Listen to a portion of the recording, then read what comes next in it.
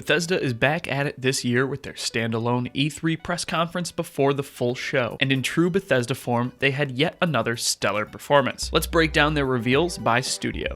First up, id Software took the first blow by revealing an all-new revival of the Quake series with Quake Champions. With the original arena shooter being released as the successor to Doom nearly 20 years ago, Quake Champions hopes to bring back the franchise that defined multiplayer shooters. Twisting the formula is the introduction of distinct character classes with unique abilities and skills. id promises to show more of Quake Champions at this year's QuakeCon in August. And with the success of Doom, id will be bringing more power to the players with more snap map enhancements and all new multiplayer modes with one flag CTF, a new King of the Hill mode, and 3 free-for-all modes, including Classic Deathmatch. And while they were on new content, the Doom multiplayer DLC Unto the Evil was announced, featuring new maps, a new playable demon, the Harvester, and all new cosmetic upgrades. Though there was no release date for the DLC, Pete Hines did take the time to announce a harken back to the shareware days by offering the first level of Doom as a playable demo for all platforms in order to give new fans an opportunity to experience the carnage. And moving to Arcane Studios, the Dishonored team had a lot to show us with all new gameplay footage from Dishonored 2, which was announced at last year's E3. Featuring the brand new powers of Emily Caldwin, fans were treated to a guided tour of the new land of Karnaca and its unique Mediterranean aesthetic. And of course, given the studio's focus on world building, Arcane was quick to point out all the small details in their environments. Set 15 years after the first Dishonored game, you have the choice of playing as either the young Empress Emily or her father and protagonist of the first game, Corvo. Each will have their own unique set of abilities that are fully upgradable over the course of the game. And while the details were brief, we got a first look at gameplay for the stealth action game and a look at some new time travel mechanics. Fans of the series will also have an opportunity to jump on a collector's edition of Dishonored 2 with extremely limited quantities. If you remember last year's Fallout 4 collector's edition, you'll want to move quick. Dishonored 2 will release for all platforms on November 11th.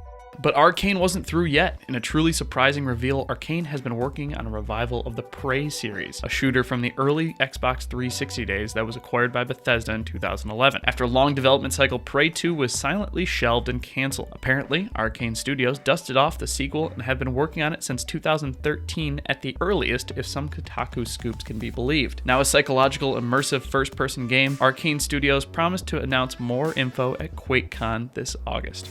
And now for the really meaty part, Bethesda's first-party franchises. Starting with Elder Scrolls, Pete Hines took the stage to show off the new single-player story trailer for Elder Scrolls Legends, the competitive card game currently in closed beta. While not much new content was shown, Hines did announce that the game would be coming to all mobile platforms on its release, and there would be another large round of beta access following E3. If you'd like to get in on the action, head over to Bethesda.net and sign up for the beta. Elder Scrolls Online, the now 2-year-old MMO, is getting a huge gameplay change with the introduction of one Tamriel. In the new system, all level restrictions from content would be removed, allowing all players to freely explore the Elder Scrolls world without restrictions. Not much was discussed on how this would impact player progression and leveling, but this is a huge change for an MMO, especially one now 2 years in. And last from the Elder Scrolls, it was officially announced and confirmed that Skyrim would see a next-gen remastering with Skyrim Special Edition. In addition to the usual graphical enhancements and tweaks, console players will now be able to download and use mods through the same system as Fallout 4, expanding the already vast content for new players. Skyrim will re-release on Xbox One and PS4 on October 28th.